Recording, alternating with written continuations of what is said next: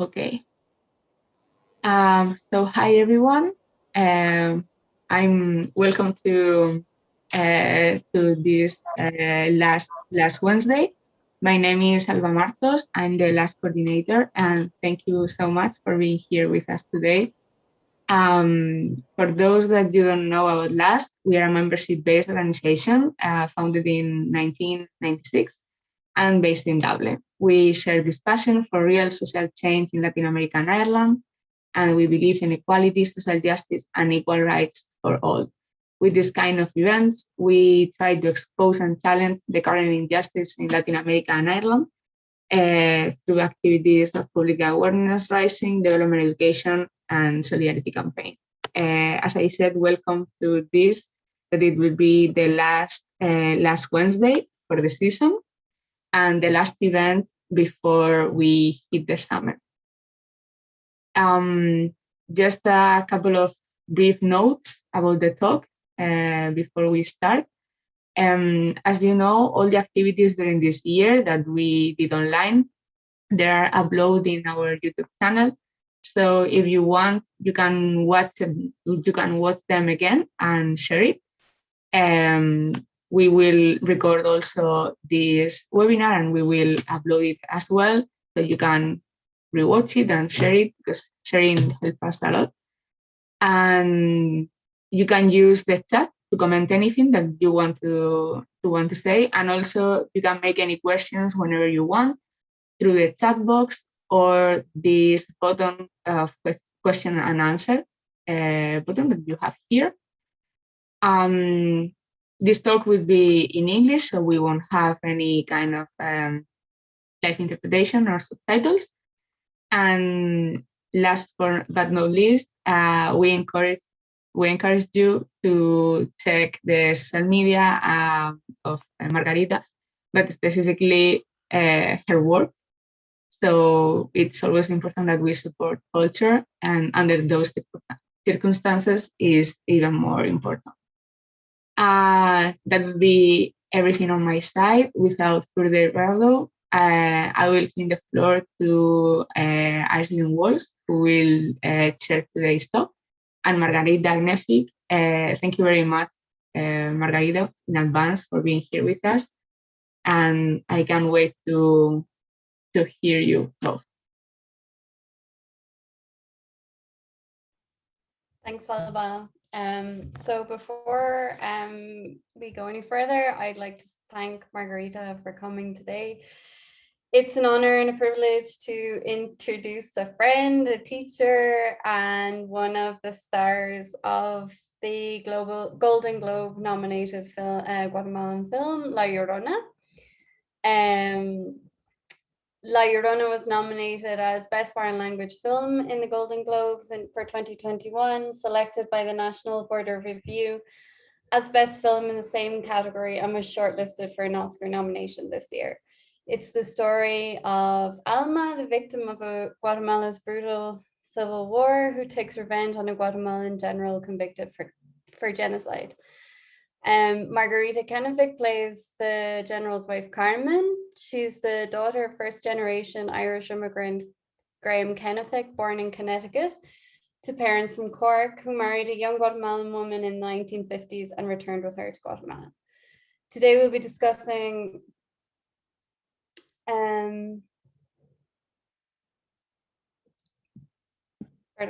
sorry, just had a weird computer thing. Today we'll be discussing her Irish heritage, participation in Guatemala's political and artistic life, her career on stage, and the most recent project, which was La Llorona. Before we hand over to Margarita, I'm going to show the trailer from the film for those of you who haven't had a chance to see it yet. So just bear with me 1 second.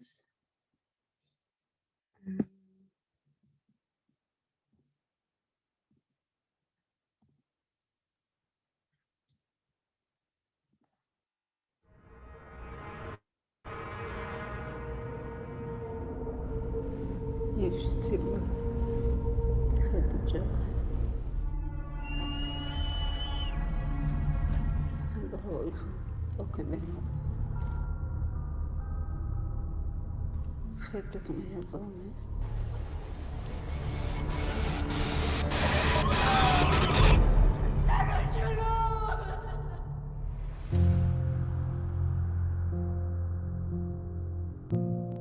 Ustedes son héroes, héroes de guerra, no víctimas. Bajo ninguna razón agachan la cabeza. El general Enrique Monteverde nunca ordenó al ejército de Guatemala atentar contra ninguna raza, ninguna etnia o ninguna religión.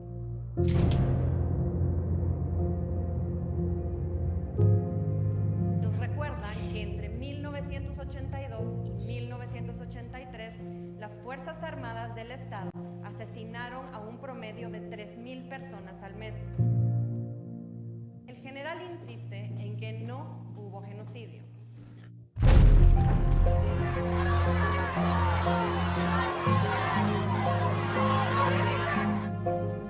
Mi papá a ti te contaba todo. Quiero saber si tú sabes lo que pasó. Lo que se quedó atrás está atrás. ¿De qué lado estás?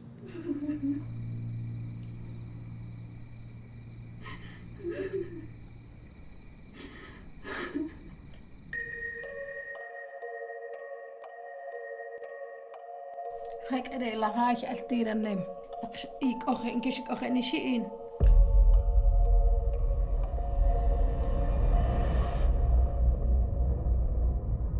¿Quién es? ¡Esa nueva empleada! Tiene 2 hijos. ¿Con quién los dejará mientras trabaja aquí? Ya se murieron. Con todo lo que le están haciendo es normal que se vuelva loco.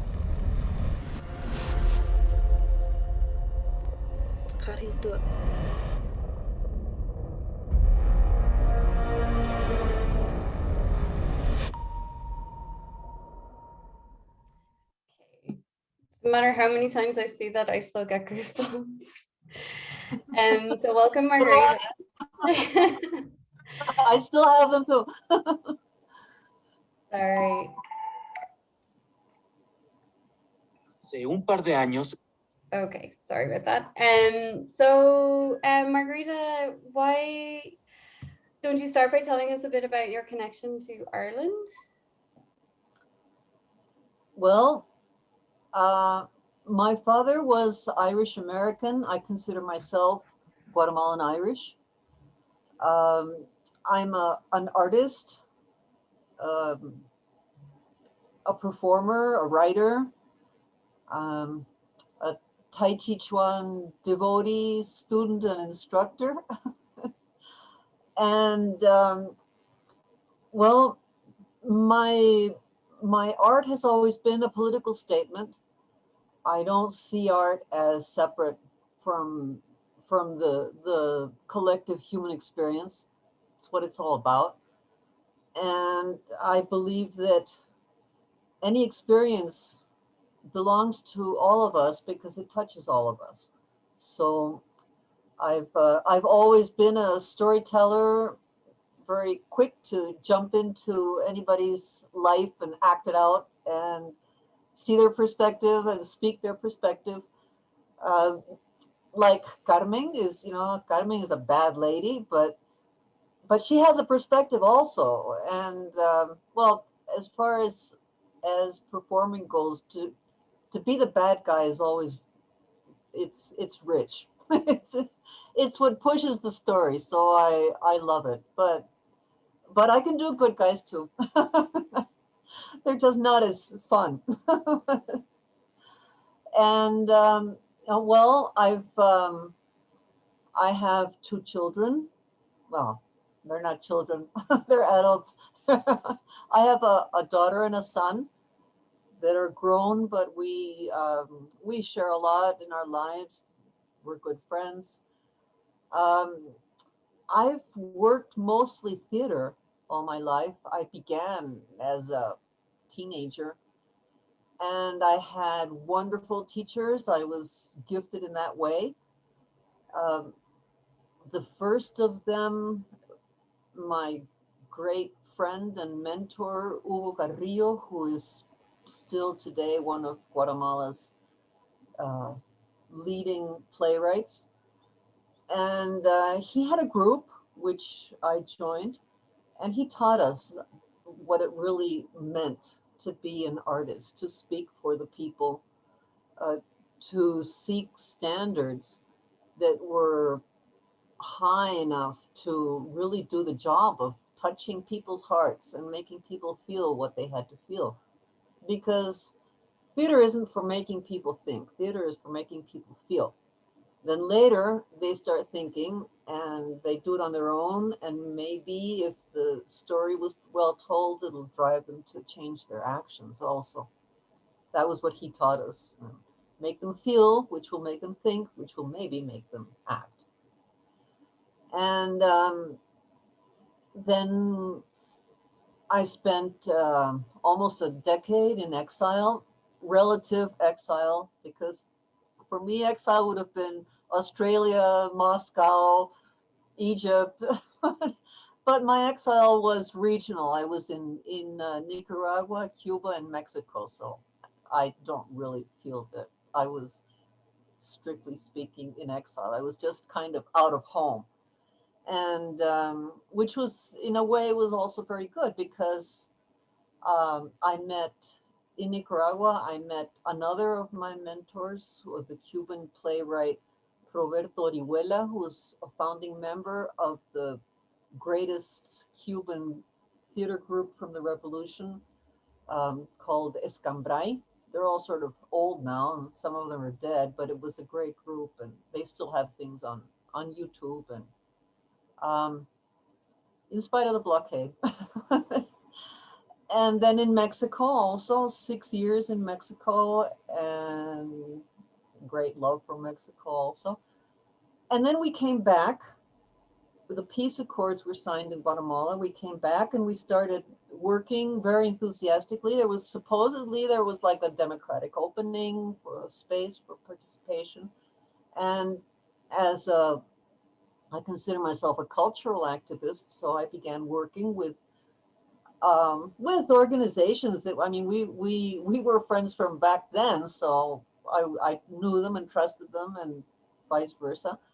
And we started doing some really nice work with communities, in the sense of giving them theater tools so they could create their own stories and produce their own stories, and work in the sense of, like the theater of the oppressed type work, where a community problem is identified and shown through the work, and then there's a participation by the audience, which is the same community, and then actually there can be a sort of begin a process towards solving the problem.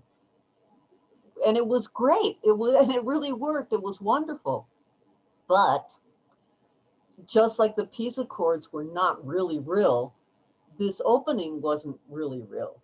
So, that's what they said about us. They said, oh yeah, let them come back. They'll starve.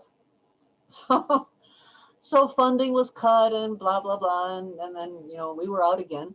But I was not about to leave again. This is my country, and I will stay and fight my fight as long as it can be. But so then I joined my present and forever group, which is Andamio Teatro Raro, which is a political theater group, but it's more than political theater. It's citizen theater. It's well, we have our own independent work that we do about things we want to do, but we also do the same kind of work that I did before, with human rights organizations. But that's like bread and butter. The other stuff is what we really have to say. And we've done really good work, but it's theater, so it reaches a handful of people, especially, well, Ashley, here. The only theater that fills theaters is Disney versions, or versions of Disney things, right? So then film is different. Well, plus, first of all, the lockdown just really destroyed most of theater work here, because you just can't do it if you're not together physically. But film has sort of found a way around that. So luckily for me, although La Llorona was shot before the pandemic, in fact, the lockdown was declared practically the day after we opened in Guatemala. But we had already traveled the world, dozens of festivals and events where La Llorona was really acclaimed, and we won prizes. We really touched people. It was amazing. I was in several festivals in Venice, in San Sebastián in Spain, in Havana, Cuba, and in Kolkata, India, it was really that was amazing, because there were people there that had never even heard of Guatemala. I mean, that's logical, right? I haven't heard of a lot of places either. And then suddenly they hear Guatemala and they know Guatemala, but not because we're, right above Haiti in the statistics in Latin America and or the gory news. They know Guatemala for the first time through a work of art. So I'm happy about that. But people would stop us on the street. Well, I was there with Jayro. People would stop us on the street and say, "Oh yes, La Llorona," and I was amazed. It was a different language, a different continent, a different culture, but they just felt it so absolutely well. Well, also because they, it's third world is third world, and they have genocide and they have all sorts of social injustice, so they really identified. So La Llorona goes beyond Latin America. It hits Africa and it hits Asia and it hits humanity. It's a great film. Thanks, Margarita. While we're on that, why don't you tell us a little bit about the context of the film? We know it's a fictionalized story of a trial based on an actual trial in Rios Montt, but it brings in other elements. So maybe you can give us a little bit of context in which the film was made and tell us about the film itself. Yeah, it is. It's the story. The family is not the Rios Montt family. Like Jayro said, I didn't want to make a movie about them because they're not interesting. So he made up. In fact, when I was starting to work on my character Carmen, I started kind of digging up or making up the story of Rios Montt's wife, and he said, no, that's not her. If you need to start with a historical figure, try Augusto Pinochet's wife. That's much more your character. So then I ran to Wikipedia and looked up this lady. And of course, she was an aristocrat. Pinochet married above himself.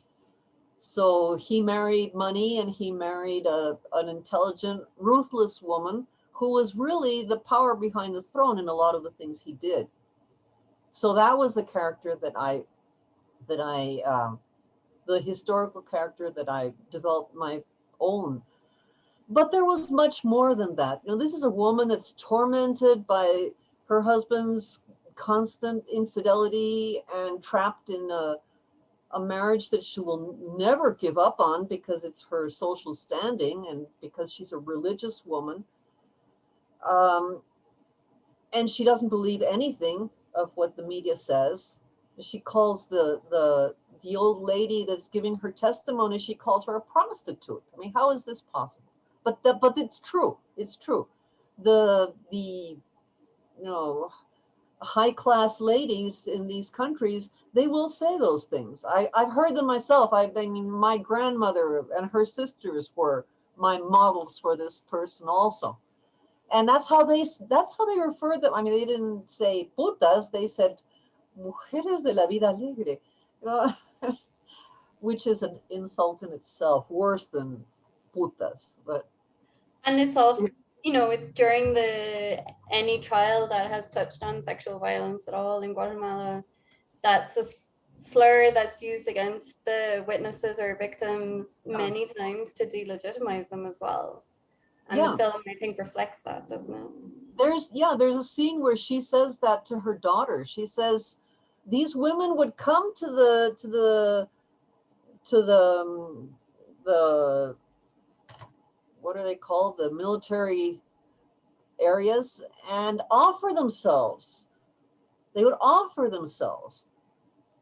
And that for them, that was the truth. So that is why when Alma comes to the house, she has to do what she has to do to get to everybody. And Sarah, the granddaughter, is the easiest to get to because she's a child, and she's free of all these things, and she just takes to Alma as a nice lady that plays with her. And in the case of Natalia, the daughter, she's she has her own story, because the father of her daughter is one of those. He's oops, I just spoiled. But and Carmen is so hardened that it has to come through her own psyche, through her nightmares, so that she can actually be there and experience it and understand it. So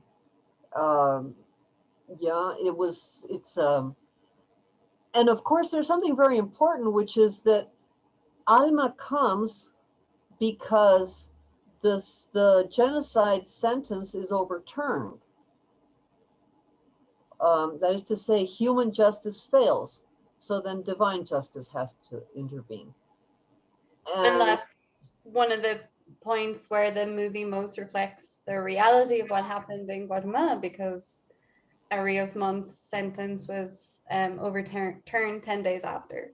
Well, it wasn't strictly overturned because they're much too slick to do that. They just said, oh, no, everything that has been done from September, whatever, forward is thrown out because his guarantees were violated. So this all has to be repeated. So they, strictly speaking, they didn't overturn the sentence, but they set back absolutely everything. So then all these people, all these witnesses were going to have to come forward again, do everything again. And then meanwhile, they sent the poor gentleman home so that because he was old and sick and so on, and then he died. So for all practical purposes, yes, the sentence was overturned. So, well, to not complicate things in the film, we just had it be, bang, overturned, and then Alma comes and everything happens. There's another thing that I'd like to point out, which goes way back to before the Spanish conquest, which is that the figure of La Llorona, Jayro, who is he loves women and admires women. Women made him, his mother, his grandmother, his sister. He loves and respects women, and really resented the figure of La Llorona as a misogynist colonial conception of this Indian woman that she was the mistress of a Spanish man for some years, and then he leaves her to go back to his Spanish wife, and then out of spite she kills her children, and then God punishes her and condemns her to roam the earth forever, weeping and seeking. And come on. Okay, so Jayro decided to undo that as far as he could, at least in his work, and he went back like initially in a way, like there's a precursor, which is the Mexica goddess Cihuatl, who is heard prior to the coming of the Europeans to the Spanish conquistadores to America. In the nights, people would hear her in Tenochtitlan weeping and lamenting the fate that was coming to her children. And then Jayro's Llorona is Mother Earth, who is weeping for her children that were taken from her in this cruel and senseless war. And I think that's really important because, well, it's to dignify our myths, dignify our self-esteem in a way. We recover our self-esteem as a culture and as women in our culture because it's not nice to be crying for your children that were taken from you, but it's better than crying for your children that you murdered out of spite because a man left you. And yes, well, that's the context. There's another interesting thing, which I think is one of the probably the strongest thing in the Llorona story, the movie, our film, La Llorona, which is this interweaving of fact and fiction. That like there are things in the film that are real. The Ishil women that are in the trial are real. They're not actresses. They are real women, and that's what they do, and that's what they've been doing all their lives. They're practically second generation activists, but they're insisting on their, their justice being done for them for what they suffered, or not. Maybe they weren't even born, but their mothers or their grandmothers.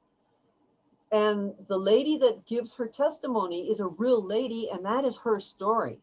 That wasn't acted. She came one day. She was the grandmother of a girl that was a member of the crew. And she came, she sat down, she told her story once, it was filmed, and she went back home. That's her story, and it's real, every word of it. And well, the scene where the trial happens is, of course, it's a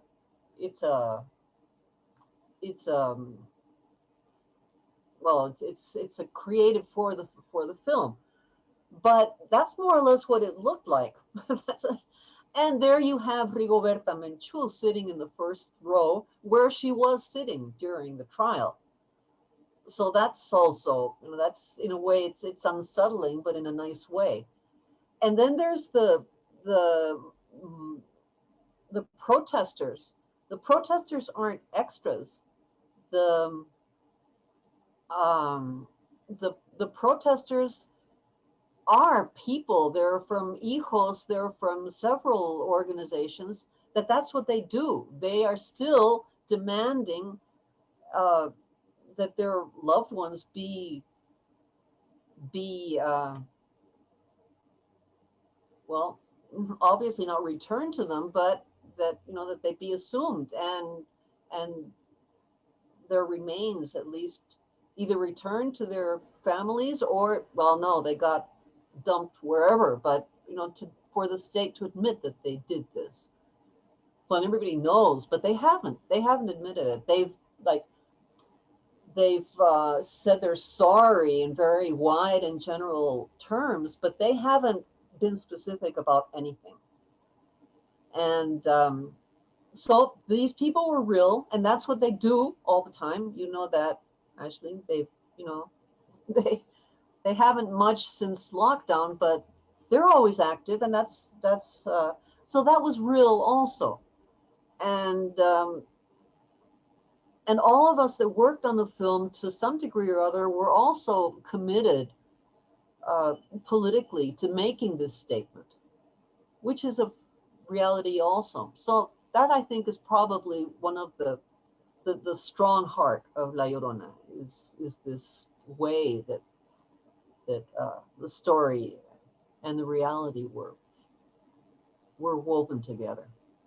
Thanks, Margarita. I think maybe for people as well not so familiar with Guatemala, the fact that there's a constant debate up until the present day about si hubo genocidio, no hubo genocidio, was there a genocide, was there not a genocide, where despite the fact that there are sentences saying that the Guatemalan state committed genocide, it's still something which is up for debate in the media and in certain circles. And in regards to that, how do you feel the impact? What is the impact La Llorona has made in that context since it came out in 2019? Well, a lot of we had a pre-opening with well, tickets were $100. It was a fundraiser, so you know what kind of people came. And they all stayed. They watched the movie, but as soon as the movie finished, they got up and left. Half of the people got up and left. They didn't stay for the forum. And of the ones that did stay, they didn't really come out straight and disagree, because they were touched. Of course they were touched. They were moved. And this one person said to me, well, at least you, to me personally, he said, at least you represented us properly. Which really, it just slayed me dead. I was representing them properly. That was their satisfaction, which is okay. I'm glad. I feel good about that, because that's my job, to represent properly. And then at the same time, that day there was a boy there, a Maya boy, obviously not from the 1%, but he was there in some capacity, somebody's family, I guess. And he asked me, this is the greatest compliment I have ever had as an actress, as a performer. He asked me, where did you learn to speak Cachiquel? And I said, I don't speak Cachiquel. I speak a little Quiché and some Sutuil, but I don't speak Cachiquel. That was Maria Mercedes, who is Alma. She speaks Cachiquel, and she wrote my lines for me, and she coached me in pronouncing properly. And I just really suffered through that when we were doing it, and I didn't think I had done it very well. But the fact that I was able to persuade a native Cachiquel speaker, that really that made my day. That really made my day. But back to the impact. Well, there has been a large impact. There's always a few people that disagree. The whole Rios Montt faction obviously disagree. And it's funny that some left wingers also disagree, because they think we were too generous with the Rios Montt family. They don't understand, obviously, that it's not Rios Montt family. It's a fictional family.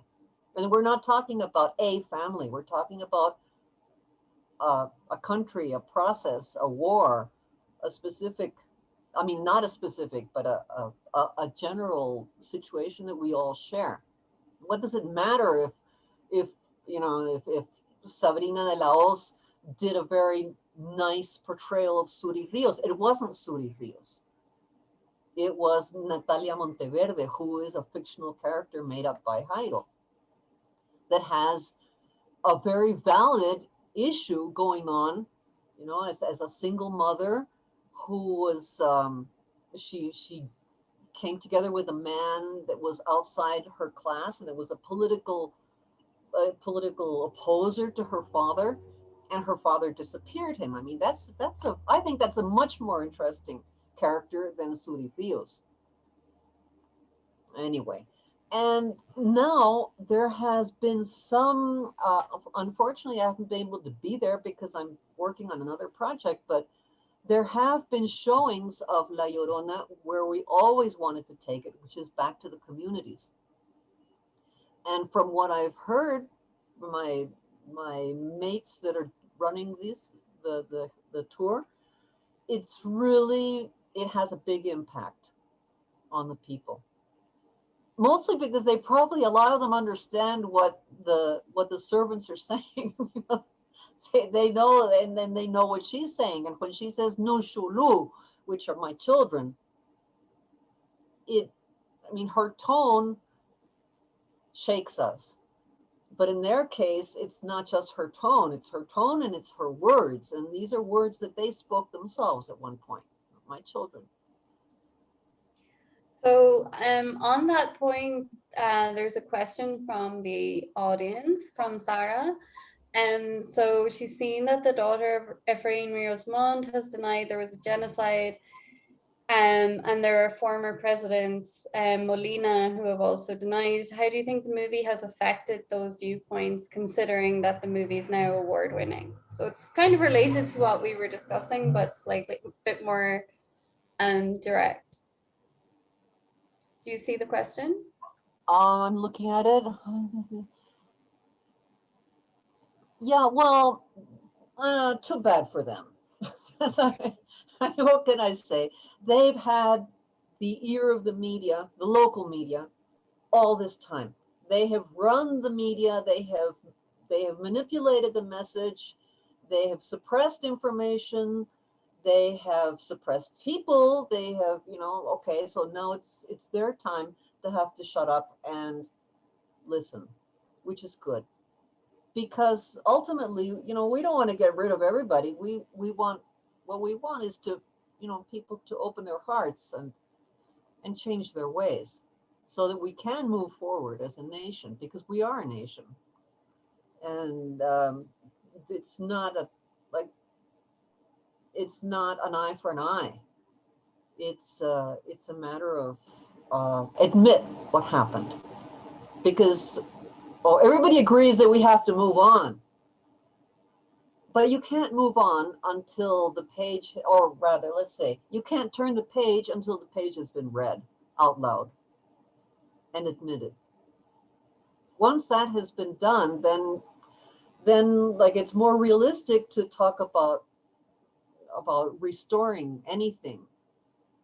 But until there's an admission of guilt, because it is guilt, we can't move on. Because it'll just come back.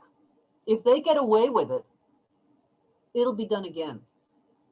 Maybe not in this generation, but in the next one. Absolutely. I think it's a challenge.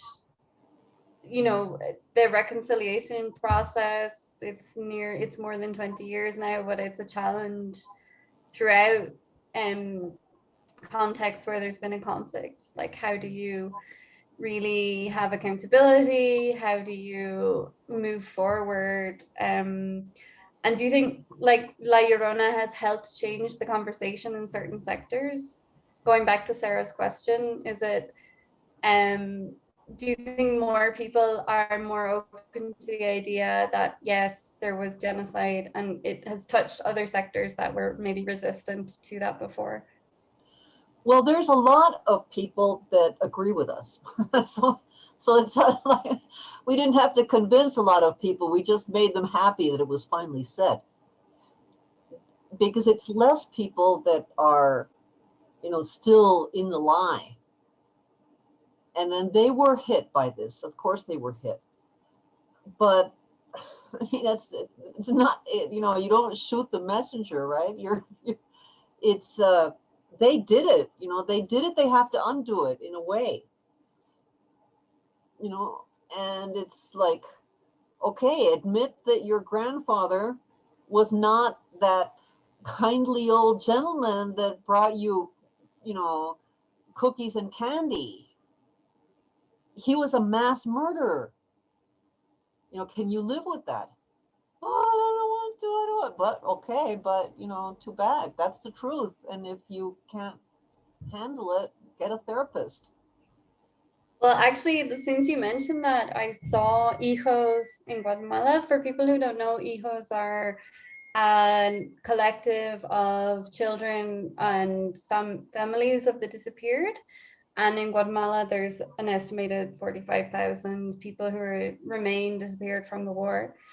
And there's a group in Argentina who are the sons and daughters and other family of military who committed acts of crimes against humanity during the dictatorships in Argentina and Chile, and they have started organizing to demand justice as children who are rejecting everything that their fathers did during the military. And I think it's a really interesting development in this context, because there's the same thing could happen and probably needs to happen in Guatemala.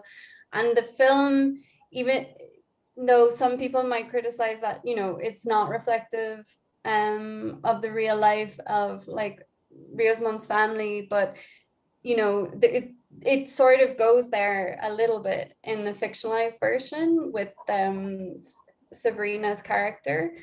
And I mean, maybe that's where some of the activism needs to happen in Guatemala as well.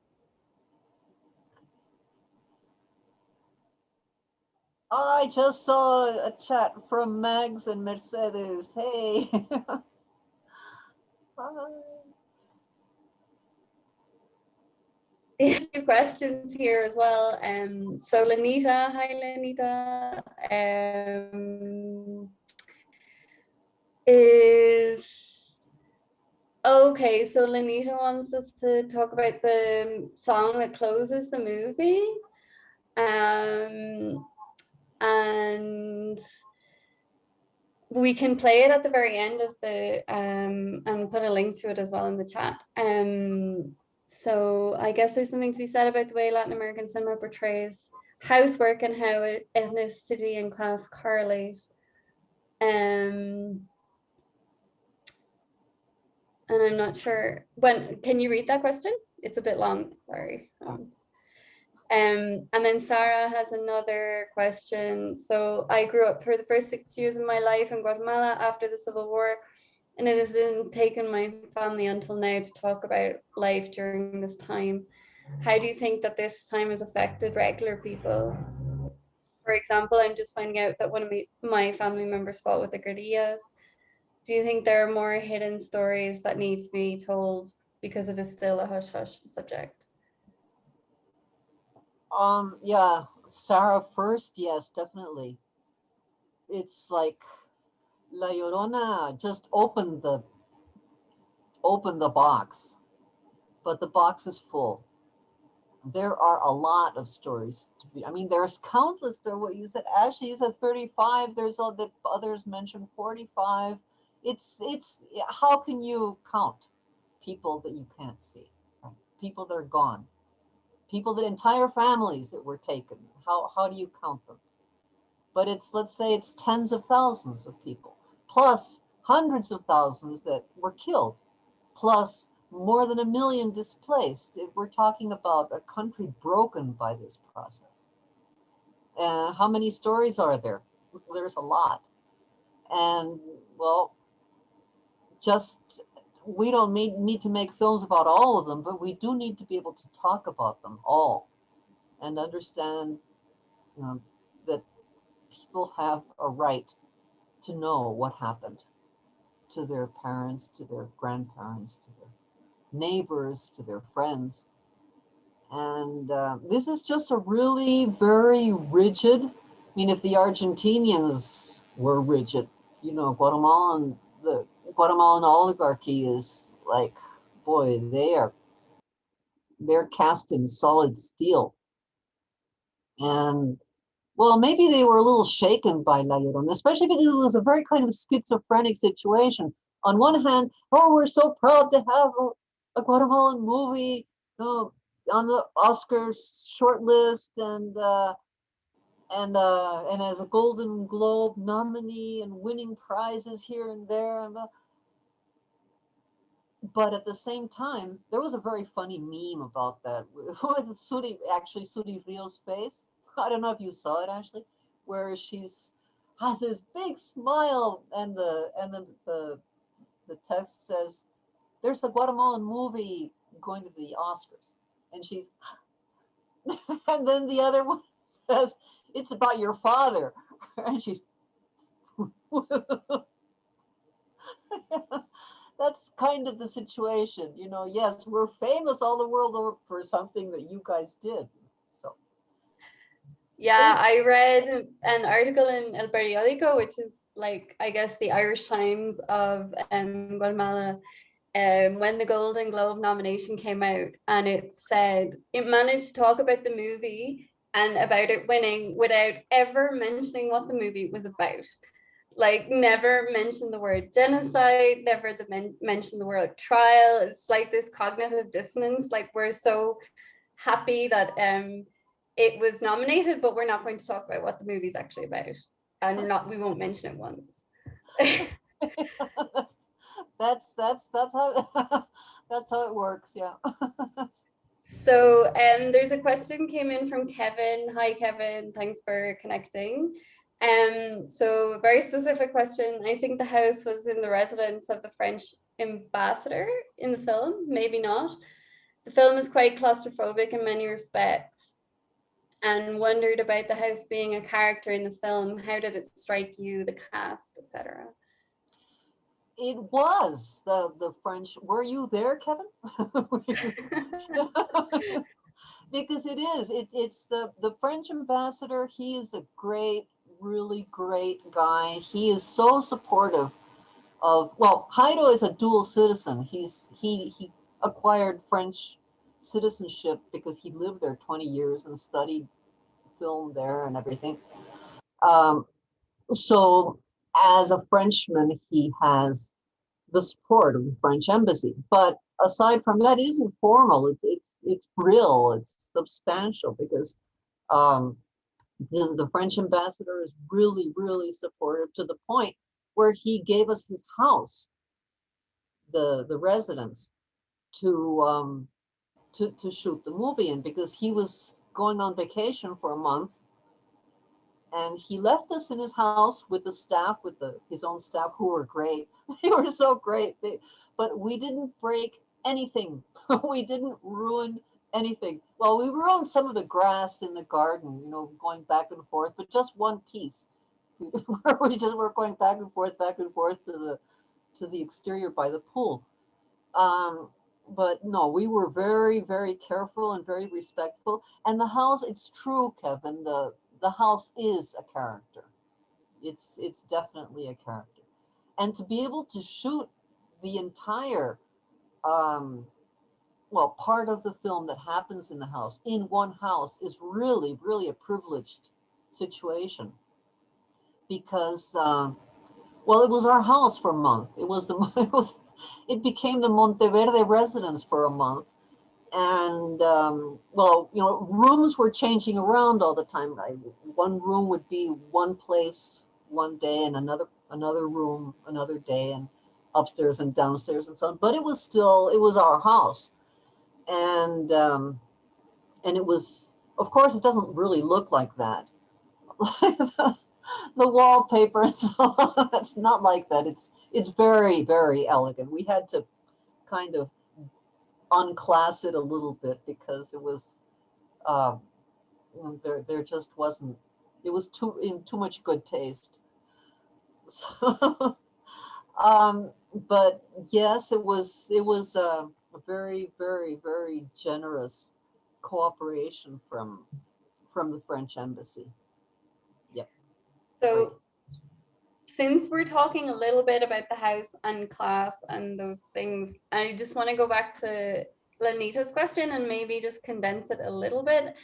And maybe, Margarita, you could just talk about how the relationships with the servants in the film are portrayed, especially for an audience who might not know. Domestic work in Ireland is very much a foreign, like, it doesn't really exist the way it exists in Latin America, and yet a family like the Monteverdes, it would be perfectly normal for them to have a whole troop of servants, and then you have the Maria Telon's character, who it transpires in the film has a more personal connection to the general, and that's not uncommon either. So maybe you could just talk a little bit about that. Yeah, I'm not going to spoil who she really is, but no. But yeah, it's not uncommon to have 10 servants, including the chauffeur and the gardener and the bodyguard, of course. And one bodyguard is not the case. Bodyguards are usually 2 or 3 at the least. Plus there's a bodyguard for the general and a bodyguard for Carmen and a bodyguard for Natalia, which we didn't do. We just had this one Letona, but he was like really, really on the ball. He was like a top elitist type military specialist or something. So he was actually sort of in charge of all of us. And there was an army, an unseen army of like protecting the residents that's he's always talking to on the phone, and all very military. But the servants, yes, the servants, and at one point, Valeriana, who is Maria Telon's character, tells Carmen that that she already called her town and told them to send somebody in. Well, not somebody, some bodies.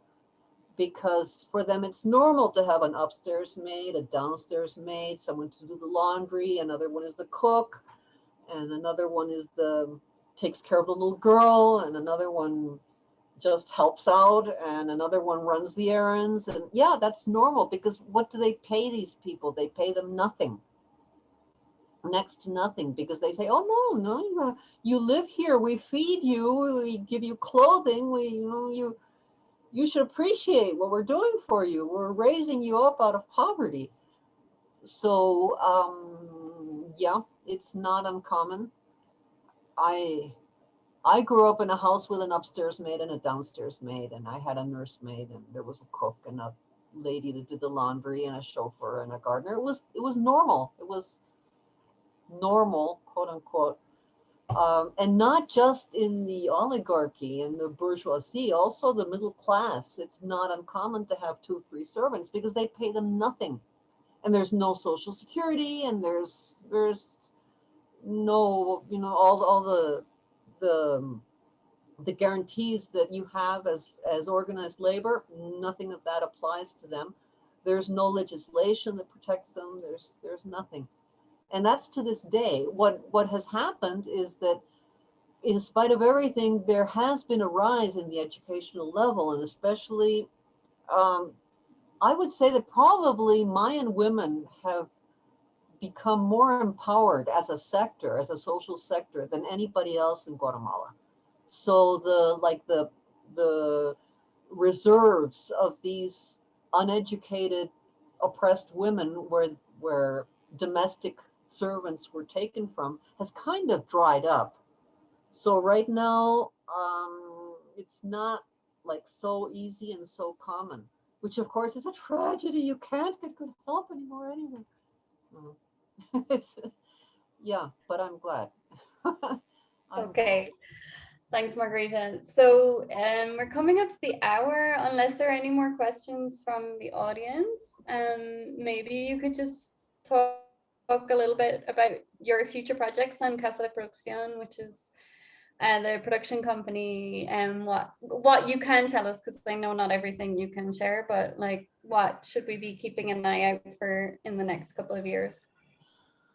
I don't know if I can say. They're very reserved about. Right now, we're working on a film. I can't even say the name of it, but it's big. It's going to be a bomb, because no, not a bomb. That's not the right. It's going to be a bombshell. It's going to really, because it's addressing a historical, social issue that had a huge impact. But here, it has a huge impact, and then the process begins to shovel dirt over it and just, make it disappear and go away like everything, shove it under the rug. So this is a case of not letting something get shoved under the rug. And it's going to be very beautifully done, I can assure you, because there have, you can take a social issue, a political issue, a historical issue, and just, straight out say, and this is what happened, and blah, blah, blah, blah. But it's not a question of getting the information out there, because the information is there. It's a question of presenting it, again, representing it in a way that is sensitive, that will make people feel it. Again, back to Hugo Carrillo, feel it. I'm not interested in telling you what happened. I'm interested in showing you what happened and making you be there so that you feel what happened. And then you can figure it out for yourself. So there's one of those coming. And there's a lot of international stuff coming also, that everybody wants a piece of Jayro now, of course. he's one of the top 20 directors to watch out for in the coming years, according to what is this man's name?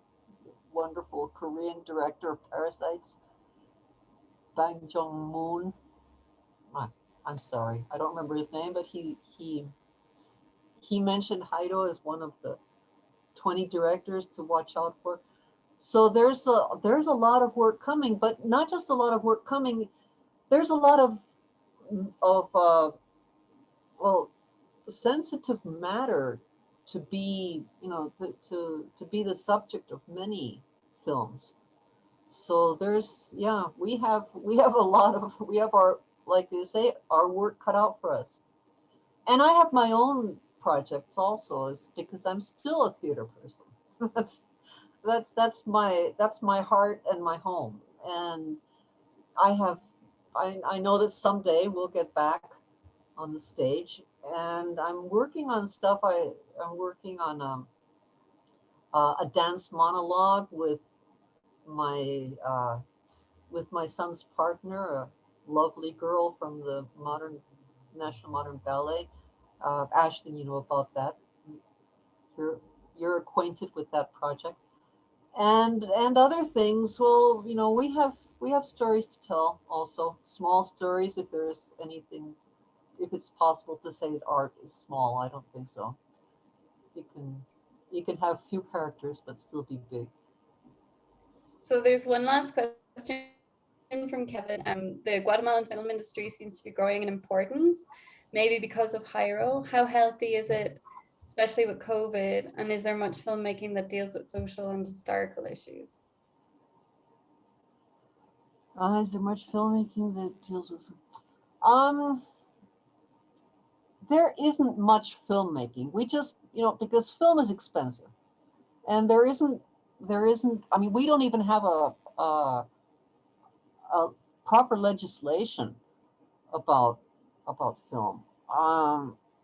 And there isn't much funding. There isn't, like, a lot of the funding that comes from other countries and other institutions. There isn't much faith in what we do here, in the money circles. I mean, because there is money here, a lot of money, but they don't want to give it to us. So I don't know why.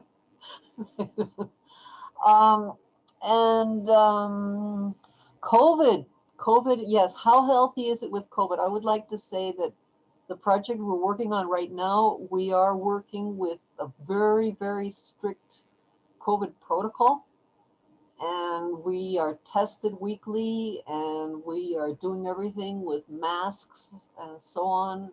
And it's weird, because it is weird, but if we remove our masks, it's only in an open area, and well, there's as much control as we can, and everybody is like really self-monitoring, and we have a daily test, not test, like a form that we fill out every single day, saying if we have fever, if we have anything that happens, and if there's something at all, we report it, and then they test us, and if we test, well, up to now everybody has tested negative, so we can go back to work. But like, if we test positive, we don't go back to work, and it's very strictly observed. which is, I guess, the most we can do. And it's more than anybody else does, actually. It's more than is done anywhere, in schools, in businesses, in anything. It's situation here is not good because it just, I guess people got bored with taking precautions and just, you know, go on with their lives, and then it's spreading. Yeah. Thanks, Margarita. And maybe just to close, have you any plans to come back to Ireland? Because you visited in 2019. So. I have to go back to Ireland because that I was there for 17 days in 2019, thanks to my dear friend, and it was just enough to taste it and realize that I do have my roots there. And I have since then I've developed like online relationships with people, and I was wonderfully adopted by the bard mythologies that are I just love them, and they're so great. We have online courses because for me, Irish mythology is the top mythology of all mythologies. There's nothing better. It's not said better anywhere. It's so great. And the music and the poetry and it's there. Like I say, that the Irish diaspora is geographical, but it's never been cultural. So any of us that have any Irish in us, no matter where we are, we feel it, and we want to be there, and we want to go back. And I want to go back to Fountainstown Beach, where I actually tasted the water. And I want to go back to the Burren, and I want to go back to Dunangus, and especially I want to go back to the cliffs of Moher, and I want to go to Clare Island with the Bard, and I want to go everywhere. I want to go to Cork and find my roots, in my real, find where Katie Hickey was actually born, because I know she was born there. And yes, I do. I could easily spend 2 years straight in Ireland right now, just getting around and just going in and out of all those little coves and sailing. And yeah. It's my father went back to Ireland before he married my mother, and he loved it. He loved it. I don't know why he ever came back, but I guess he came back so that I could be born. And yes, and I want to take my work, and I want to show my work. We have a plan. Yes, we do. Watch this space. Just hold on, Ireland. Just hold on. We're coming. Yeah, post-COVID, post-vaccinations. Let's do it. Yep. So yeah, I think we've coming up to the hours. So thank you so much, Margarita, for your time and for chatting today. It was a wonderful conversation, and it's great to share the experience of the film, and also your own personal experience with people in Ireland. And yeah, thanks Lask as well for hosting us today, and everyone for your comments and questions. Alba, I don't know if there's anything you want to say before we close. Hi, thank you, Margarita. It was a really nice conversation, and I'm really happy that people asked and joined the conversation. Yes, just a couple of things as a closure.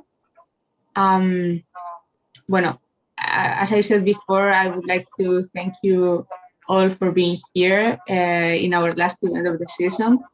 With the talk that with this talk Lask closes their events until after the summer. So in the meanwhile, you can rewatch all of our events for the last year for free and share them. It is really important for us. You can leave us some feedback, because this is how we improve event by event. So please take 2 minutes to fill this form that I'm going to copy paste here, those events. We have one in Spanish and one in English, so choose whatever suits you best. We invite you to follow the work of Margarita for sure, and to read more about the movie, to watch it if you couldn't. I would like to thank Margarita for today's talk, and also Aisling for running the conversation, and to thank you for being here with us, and to thank our members and Irish Aid for founding us and making these events running. And finally, I would like to say that if you like those kind of events, we invite you to find us on social media. We are Last Dublin or Latin American Solidarity Center in Facebook, Twitter, and Instagram. You can reach our website last.ie and subscribe for free to our weekly newsletter. And if you really, really like what we are doing and you want to support us and to support more events like this one, you can become Last member for just 10 euros per year, or making a one-time donation in our PayPal. I will put it also there, because only with your support we can continue doing this kind of events and projects. And finally, with this, I say goodbye. We say goodbye to you all. Enjoy the summer, and we will continue running events after the holidays. But you can reach us whenever you need, as I said, in our social media or at our contact email. Take care and see you soon after the summer.